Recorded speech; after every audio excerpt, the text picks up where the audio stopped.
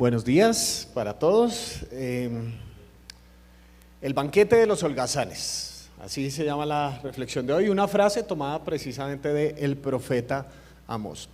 Y para comenzar les quería dar una noticia. No sé si ustedes sabían, pero los matrimonios no tienen problemas. ¿Sabían eso? Sí, en serio, los matrimonios no tienen problemas. Y ahora que me están mirando con grandes ojos de incredulidad, les cuento que esa frase la escuché de un amigo. Y yo tuve la misma sensación de ustedes, porque los solteros saben, y más los casados, que eso, por favor, sí, o sea, no, que ¿qué le pasó? Y él es predicador, y yo dije, pero un predicador diciendo semejante mentira. Entonces me quedé en silencio como diciendo qué va a decir. Y él explicó, me dijo, no, los matrimonios no tienen problemas. Porque cuando la gente habla de que mi matrimonio tiene problemas, a veces habla como si fuera una cosa externa a, como si fuera el carro, como si fuera la casa, algo que está por fuera de mí. Pero es que las instituciones humanas no podrían existir si no hay personas que la componen.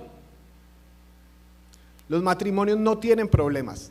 Las personas que componen el matrimonio tienen problemas y por lo tanto esa unión genera problemas.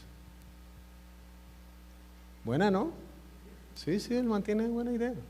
Porque si eso le dio palabras a algo que yo había pensado desde hace mucho tiempo. Hay mucha gente por mucho tiempo que yo he hablado, me dicen, Miguel, es que la iglesia es hipócrita, la iglesia me hirió. Y yo siempre que alguien me dice eso, la iglesia me hirió, yo siempre le digo, ¿quién te hirió? Porque una institución no puede herir a nadie.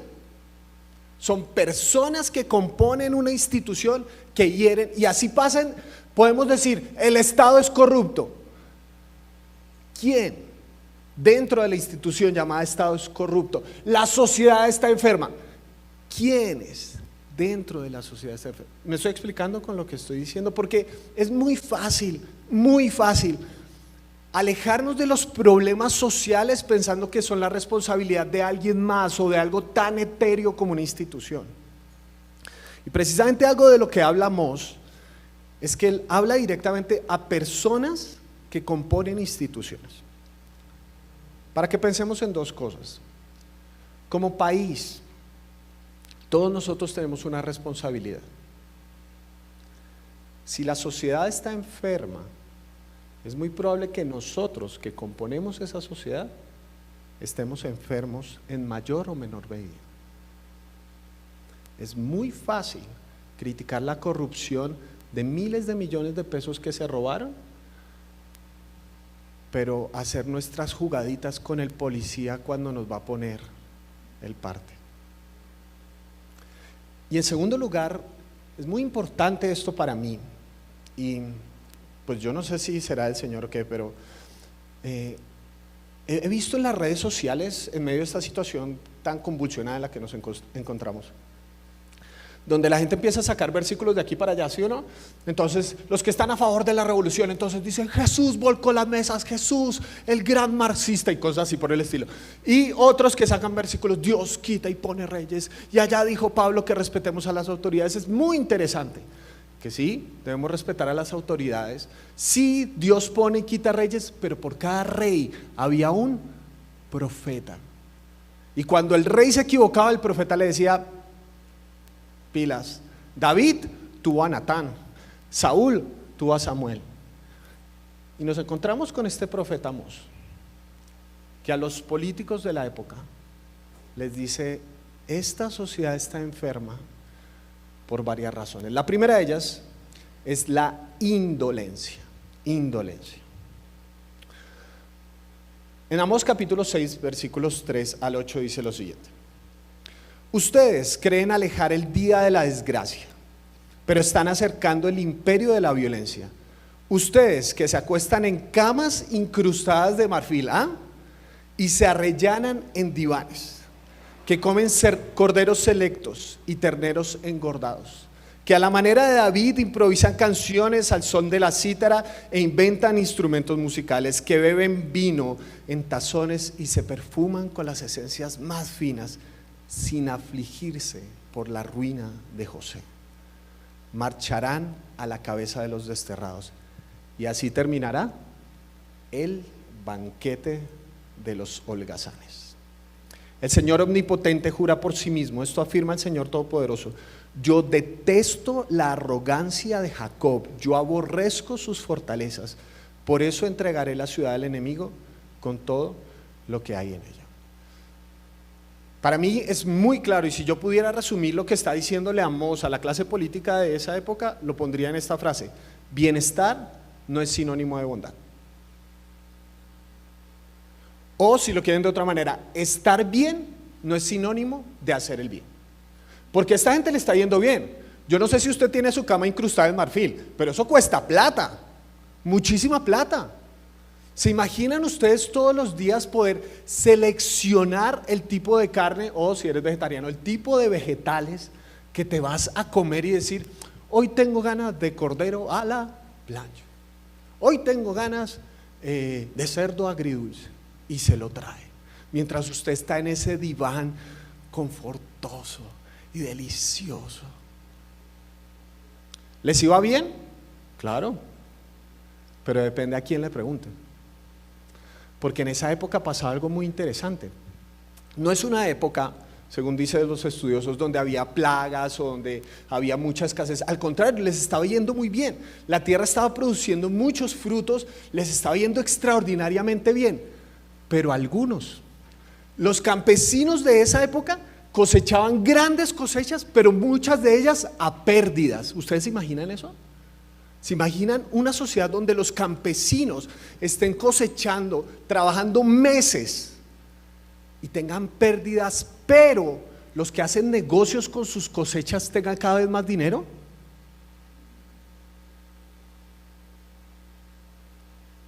Porque bienestar no es sinónimo de bondad. Porque hay formas de bienestar que pisotean a otros seres humanos, y eso no es conforme al corazón de Dios. Dios dice: eso está mal. Cuando el bienestar se estanca en unos pocos, a pesar de que una nación está produciendo lo suficiente para alimentar a todos, eso está mal. Y parte del problema es que ellos estaban tan bien que se desconectaron de la realidad de los que estaban tan mal. Pensaban que la docena de huevos era 1800. A propósito, si no saben de qué estoy hablando, busquen en Google. Pero saben que yo estuve viendo la entrevista en la que el señor exministro dijo: yo no sé dónde vende huevos a 1800. Después una empresa vendió huevos a 1800 aprovechando la cosa. Pero quiero que vean la indolencia de la pregunta que genera esa respuesta. Porque la periodista en ese momento dice: no, la verdad es que yo ya no sé, o sea, yo no hago mercado, ni sé cuánto cuesta mi mercado. ¿Cuánto cree usted que cuesta? ¿Saben qué pasa? ¿Saben uno cuándo no le importa cuánto cuesta su mercado? Cuando tiene suficiente dinero. Cuando usted no le toca escoger entre comer lentejas o una bolsa de arroz más.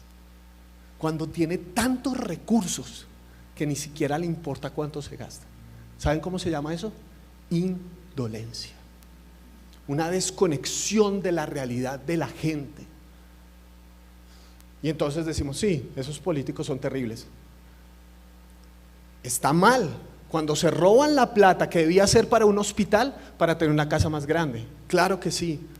También es terriblemente horrible, abominable delante de Dios, cuando las personas que producen los recursos para una empresa son cada vez más pobres y los grandes empresarios son cada vez más ricos y la brecha es cada vez más grande. Eso delante de Dios está mal. Cuando no nos importa que haya niños esclavizados al otro lado del mundo, pero que yo pueda tener la ropa más barata, eso es diabólico delante de Dios. Y eso, obviamente, está conectado con la injusticia, que es otra característica de una sociedad enferma. La indolencia y la injusticia. Amós capítulo 5, versículos 10 al 12 dice así: ustedes odian al que defiende la justicia en el tribunal y detestan al que dice la verdad. Por eso, como pisotean al desvalido y le imponen tributo de grano, no vivirán en las casas de piedra labrada que han construido, ni beberán el vino de los selectos viñedos que han plantado.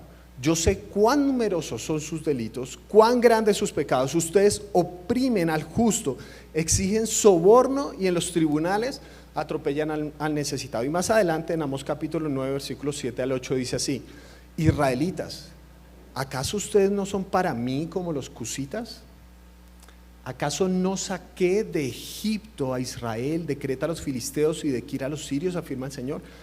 Por eso los ojos del Señor omnipotente están sobre este reino pecaminoso. Borraré de la faz de la tierra a los descendientes de Jacob, aunque no del todo, afirma el Señor. ¿Por qué está Dios molesto? Porque hay injusticia. ¿Cuándo hay injusticia? Cuando la injusticia se vende al mejor postor. Si tú tienes plata y tienes recursos y cometiste algo contra otra persona, resulta que en esa época había jueces corruptos. ¿Se imaginan ese tipo de cosas? Había jueces corruptos. ¿Y cómo funcionaban los jueces corruptos? Supongamos que una persona con mucho dinero expropiaba a alguien que no tenía muchos recursos, le quitaba su tierra. Y esta persona, ¿qué posibilidad tenía? Pues ir delante del juez para que le haga justicia. Vea, yo tengo las escrituras, esto ha pertenecido a mi familia durante décadas, por favor colabóreme. ¿Y saben qué hacía el juez? Resulta que los que tenían más recursos tenían la posibilidad de poner y quitar jueces y de escoger a quién le pagaban, y le decían: no, colabóreme con eso, esa territa tiene posibilidades, no sé qué. Y pim, le pagaban. Y el juez fallaba a favor del que tenía más recursos. O sea, la justicia se había prostituido. Y eso a Dios le molesta, porque vean que no es solo cuestión de, es que a veces somos tan individualistas que pensamos que el problema está solamente cuando nos ocurre a nosotros. Si no nos ocurre a nosotros no importa, pero si ocurre en la sociedad, pues ocurre en la sociedad. Pero para Dios esto es un problema muy grande. Y vean por qué. Porque Él dice: es que yo los saqué de Egipto. ¿Saben qué pasaba en Egipto? En Egipto había un faraón, y el faraón tenía esclavos que eran los israelitas,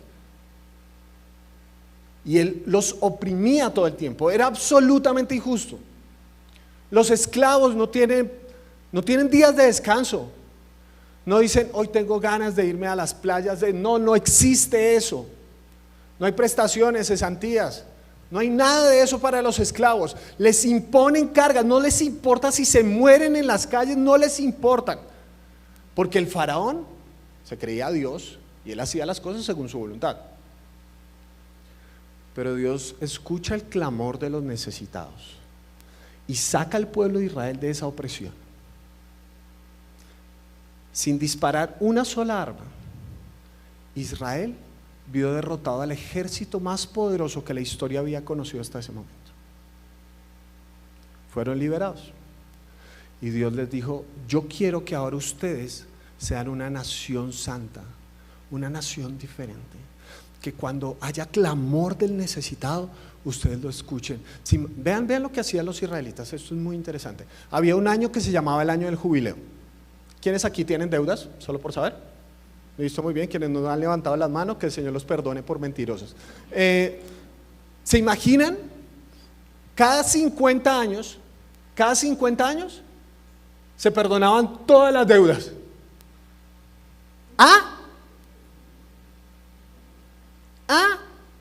¿Se imaginan eso? Porque a uno las deudas lo estresan, ¿sí o no? Uno no ora por deudas, uno no dice: Señor, por favor, este año tengo unas ganas de endeudarme. No, uno lo estresa, lo afligen. Pero se imaginan una clase de sociedad. ¿Cuántas veces en la vida uno podía probar semejante cosa?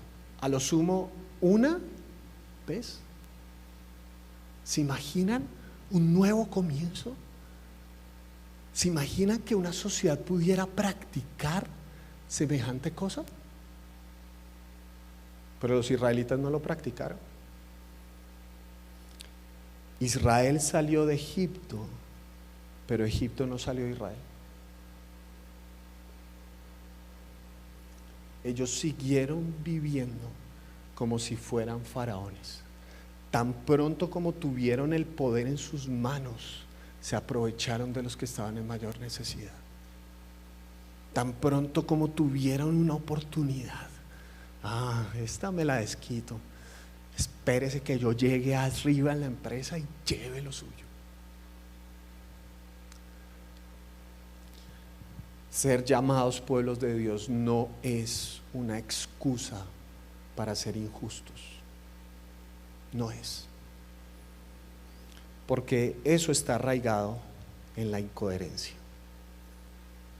Vean estas palabras tan fuertes que dice Dios para su pueblo.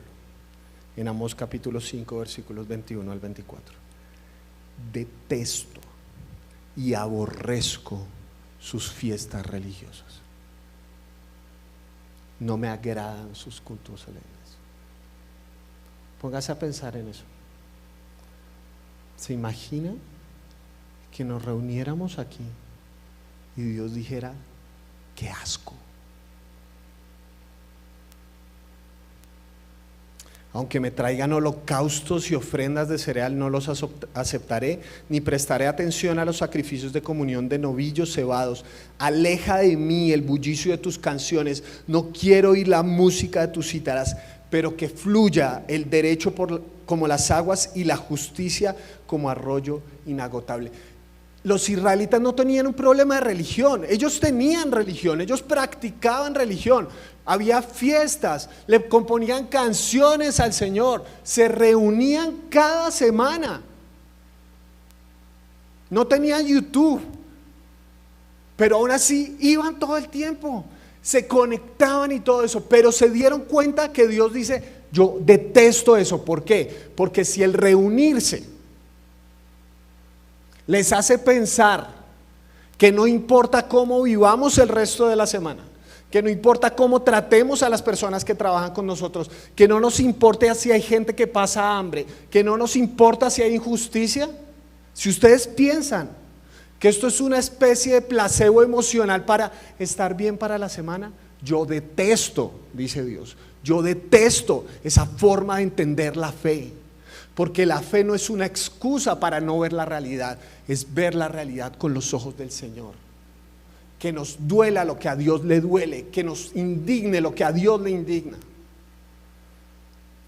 Porque es muy fácil que cuando empezamos a practicar el cristianismo como si fuera una especie de religión, como algo solamente que ocurre un cierto momento de la semana y estoy bien el resto de la semana, se genera un dualismo donde desconectamos nuestra realidad de lo que es Dios. Y yo me he dado cuenta que en el transcurso de estos años seguimos enfrentando la tentación del dualismo, pero de distintas maneras.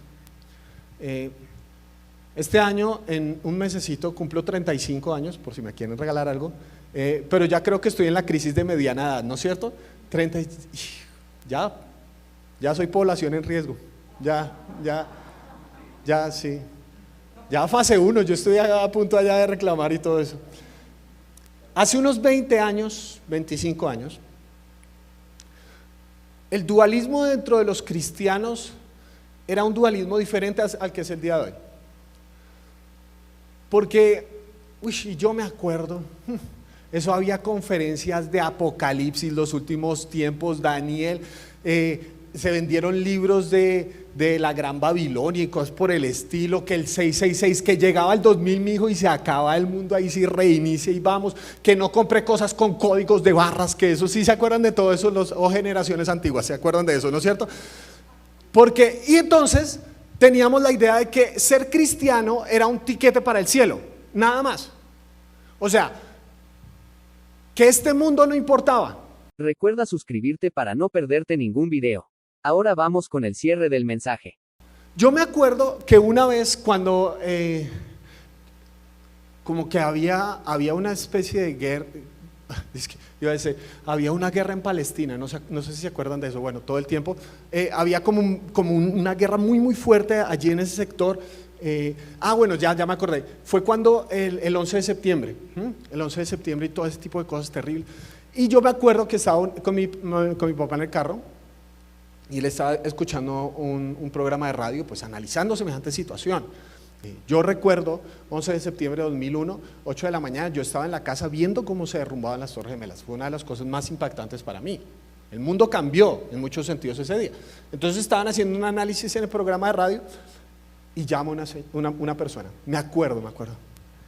Creo que en ese momento lo dirigía la periodista Yolanda Ruiz.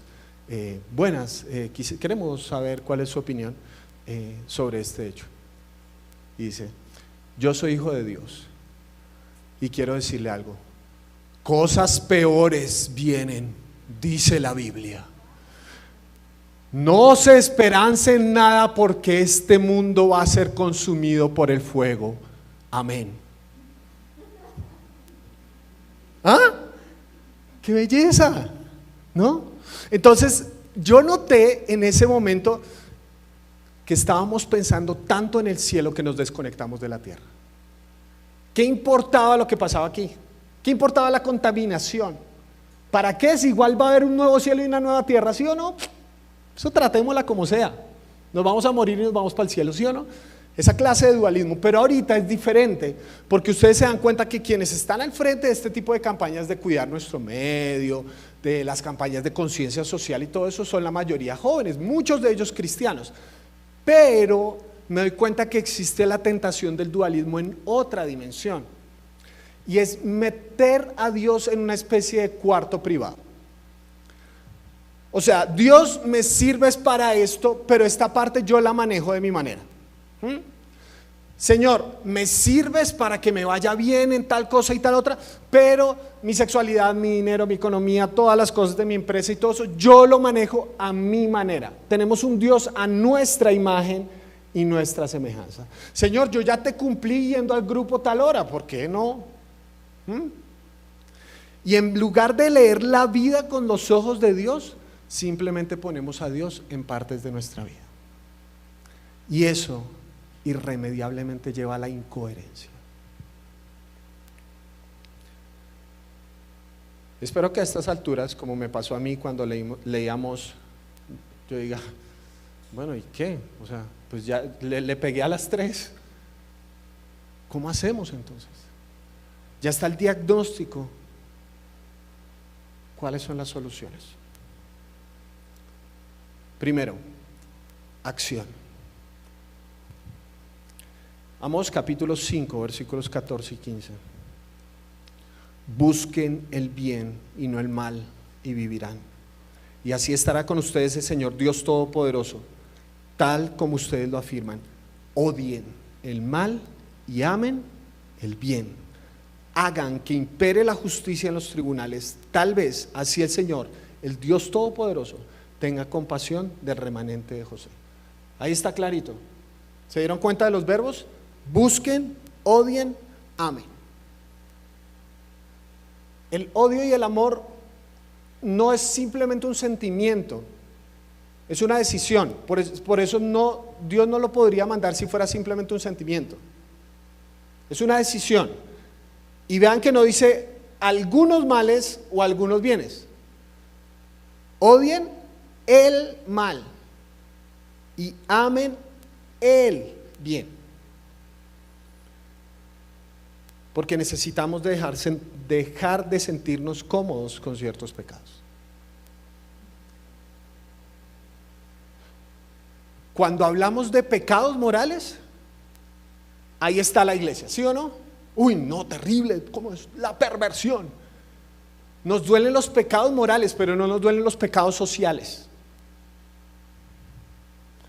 Si nos duele el mal, si odiamos el mal, que odiemos todo el mal en todas sus expresiones. Que si amamos el bien, amemos todo el bien en todas sus expresiones. Pensemos en una forma concreta, porque necesitamos esa clase de coherencia. Vean, la iglesia ha sido una de las grandes abanderadas del movimiento pro vida. Y me parece fantástico, me parece muy bien. Escuché y es un gran pensador. Hay cosas que no estoy de acuerdo, pero hay cosas que me parecen muy, muy buenas. Él es argentino, se llama Agustín Laje, no es cristiano, pero tiene cosas interesantes, diálogos muy interesantes. Y él dijo algo que me llamó mucho la atención, porque él es una persona que va dando conferencias a raíz de todas estas cosas, pro vida y todo eso. Y él dijo algo que me puso a pensar mucho, y dijo, uno de los problemas de esta discusión es la semántica en cuanto al tema del aborto, porque le están haciendo creer a la mujer que puede escoger entre ser madre o no, y eso no es verdad. Una mujer que aborta no está escogiendo entre ser madre o no, está escogiendo si ser mamá de un niño muerto o uno vivo. ¿Debemos ser pro vida? Claro, pero de todas las vidas, porque cuando se levanta esta posibilidad, marchamos, ahí sí salimos, y ahí sí decimos, no, porque nuestro país va a caer en el mal.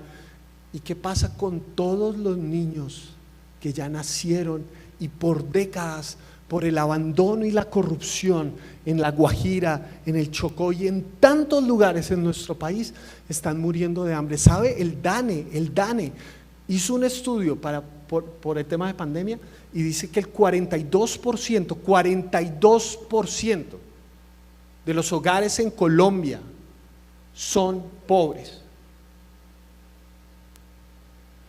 La mitad de los niños de nuestro país no puede comer 3 veces al día. Si va a ser pro vida, que sea por todas las vidas. Si nos vamos a indignar por el pecado, que sea por todos los pecados. Dejemos la selectividad moralista, donde nos escandalizamos y tan pronto salen las noticias que a un niño, a un muchacho que marchaba lo mataron, pensamos, algo debía estar haciendo. ¿En serio? ¿Esa es la posición de una persona que ama la vida y que no le duele lo que la violencia en cualquiera de sus expresiones hace? Que violan a una chica marchante en un CAI y decimos, vándalos al fin y al cabo, pero violan a una policía en un CAI y entonces los que están en este lado dicen, ahí se lo tenían bien hecho esos polachos. ¿En serio? ¿Esa es la posición de un hijo de Dios? ¿Estar de acuerdo con ciertos pecados dependiendo del bando que venga?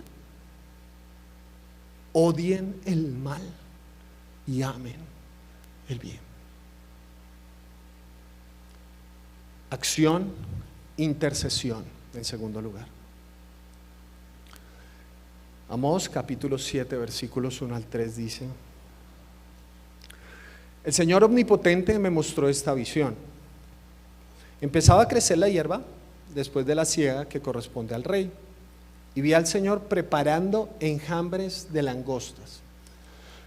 Cuando las langostas acababan con la hierba de la tierra, exclamé: Señor mi Dios, te ruego que perdones a Jacob. ¿Cómo va a sobrevivir si es tan pequeño? Entonces el Señor se compadeció y dijo: esto no va a suceder. Uf.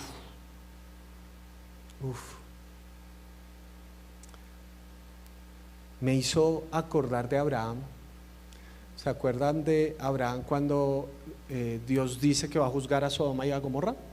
Dios le dice: Abraham, me aburrí de Sodoma y Gomorra, les mando fuego. Y Abraham: sí, fuego, ¿sí? ¿Se acuerdan qué hizo Abraham? Empezó a regatear con Dios. Le dice: uy, Señor, pero toda una ciudad. Señor, si encuentras 100 justos. No te metas con la ciudad. Bueno, listo, si encuentro 100 justos, no hago nada. Y Abraham: uy, no, es que si él es como mucho, ¿no? Señor, 50. Listo, Abraham. Si hay 50 justos, yo no hago nada con la ciudad. ¿50? No, 10, Señor. ¿Qué hubieran pedido ustedes? Seamos honestos, porque nosotros hubiéramos pedido, Señor, salva a los justos y acaba con el resto, ¿o no? Pero ¿por qué pide Abraham? Señor, la ciudad. Semejante sistema de injusticia en el que estábamos, y Dios le dice, voy a mandar langostas y acabo con esta vaina. Y Amós, hágale, gloria a Dios, Señor, que tu juicio venga. Señor, por favor, ten misericordia de este pueblo. Ten misericordia de esta nación. Nuestra relación frente al juicio no debería ser la celebración, sino la intercesión. Perdónanos, Señor. Perdónanos por nuestra indolencia, por nuestra injusticia, por nuestra incoherencia.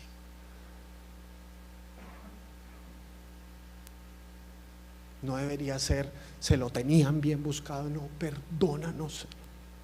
Por favor, haz algo de misericordia en medio de esta nación. Acción, intercesión y para finalizar, hambre. Hambre. ¿Cuál es la respuesta de Dios frente a un pueblo injusto, incoherente, indolente? Hambre. Amós capítulo 8 versículos 11 y 12 dice así: vienen días, afirma el Señor omnipotente, en que enviaré hambre al país. No será hambre de pan ni sed de agua, sino hambre de oír las palabras del Señor. La gente vagará sin rumbo de mar a mar, andarán errantes del norte al este buscando la palabra del Señor, pero no la encontrarán. La primera reacción que yo tuve es, terrible, ¿no? Qué cosa tan fuerte. Pero, como soy un pecador en rehabilitación, hubo una parte mía que leyó, bueno, por lo menos es hambre de la palabra del Señor y no hambre. Es como, pues, no es tan grave, ¿no? Y ahí me di cuenta de algo, que no me importa tanto perder algo de Dios. Señor, que haya plata. No importa si tengo menos tiempo para orar, pero que haya plata. Señor, no importa si no leo más la Biblia, pero por favor que haya un trabajito. No me importa perder cosas de Dios, no me importa, siempre y cuando mis necesidades estén suplidas. Como que leo este texto y algo dentro de mi corazón no le produce tanto dolor como siento que debería dolerle. Hasta que la ausencia de Dios no sea nuestro más grande dolor, su presencia no será nuestro mayor anhelo.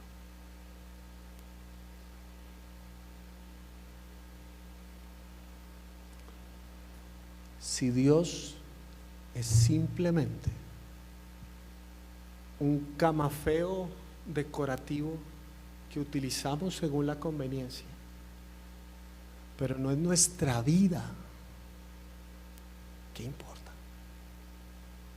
¿Sí o no? Lo que no amamos no nos duele. Que nos falte la comida. Y Dios, ahí lo negociamos, ese man es buena gente.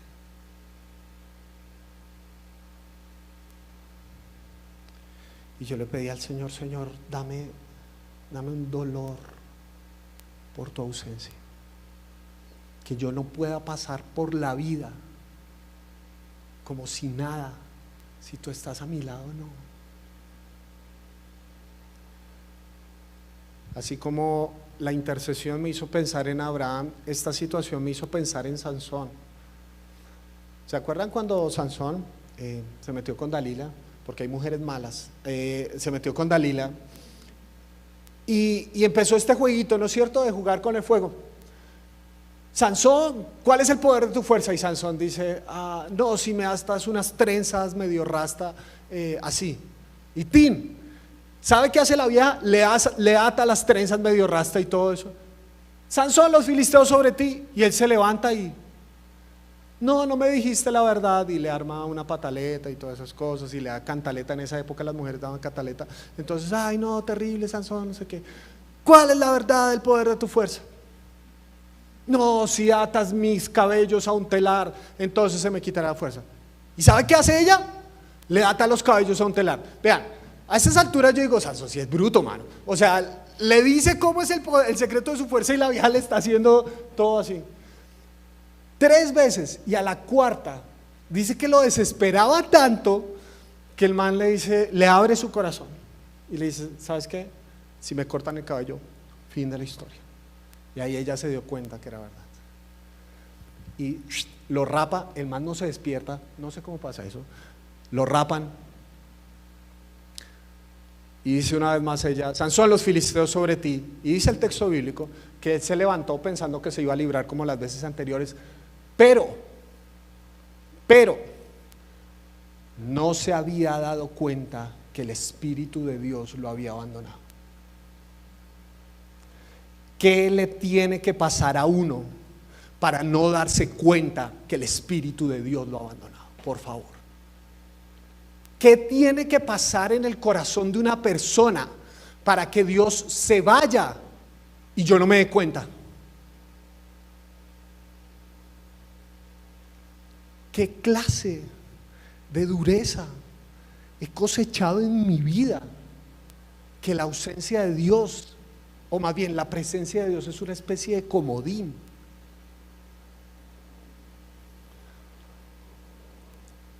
Que ojalá nos dé hambre Dios y su palabra, que lo anhelemos, porque eso es lo que necesita nuestra nación, una palabra que sea diferente a todas las otras palabras que se han hablado. Si queremos cambio de verdad, tiene que haber una sociedad basada en palabras diferentes, y las palabras diferentes no son las de la izquierda ni las de la derecha. Ha habido dictaduras de derecha y de izquierda, ha habido asesinatos extraestatales de derecha y de izquierda. No me vengan a decir que la solución está ahí. La solución está en la palabra que cambia todas las palabras. Estaba predicándole a los universitarios de Nehemías y llegamos a una parte de Nehemías donde Nehemías hace una oración bien extensa de gratitud al Señor, pero también de confesión a Dios por los pecados. Entonces me ocurrió hacer una dinámica con los muchachos. Estábamos en una reunión en Zoom y les dije, muchachos, saquen un papel y un lápiz y por favor, a medida que yo voy leyendo la oración de Nehemías, ustedes van a escribir con sus propias palabras una oración de arrepentimiento en nombre de nuestra nación. Henry, uno de los muchachos, escribió esto que es tan hermoso, y con esta oración quiero terminar. Señor, perdónanos porque hemos pecado. No nos importa el mundo, solo nosotros. No importa la violencia o la maldad, solo nosotros.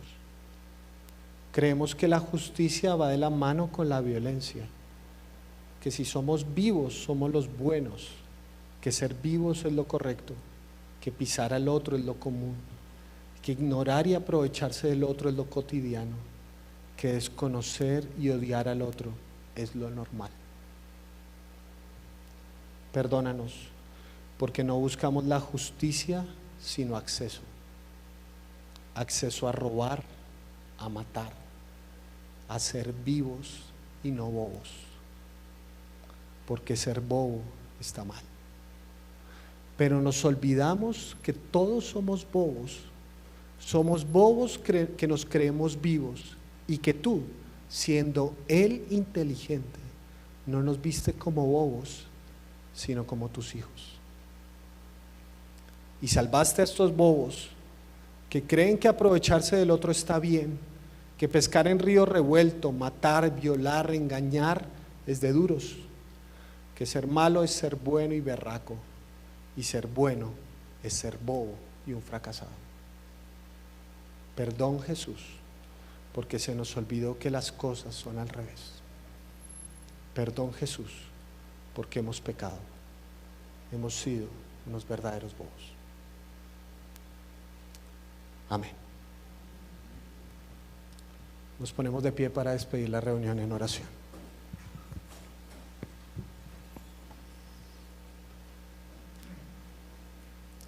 Padre Celestial,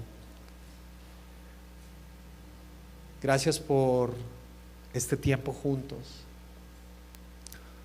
por esta palabra que, aunque se escribió hace miles de años, sigue siendo tan vigente para nosotros en el día de hoy. Sí, los tiempos cambian, pero el corazón del ser humano sigue desviándose de la misma manera, Señor.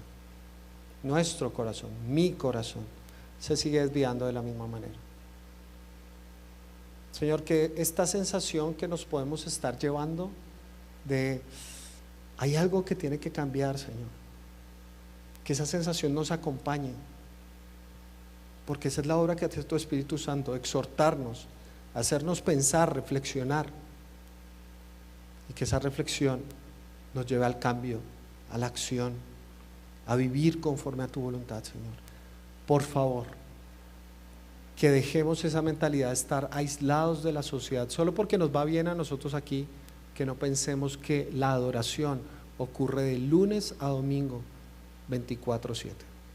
Ayúdanos a adorarte donde quiera que estemos, Señor, y por favor darnos hambre de tu presencia. Esa es mi oración por cada uno de nosotros, Señor, pidiendo que bendigas nuestra semana de una forma especial y dándote gracias porque eres fiel, acompañas y bendices a tu iglesia. Intercedemos por nuestro país para que por favor podamos todos volver nuestra mirada a ti y experimentar lo que significa ser una nación diferente. Oramos en el nombre que es sobre todo nombre, el nombre de Jesús. Amén.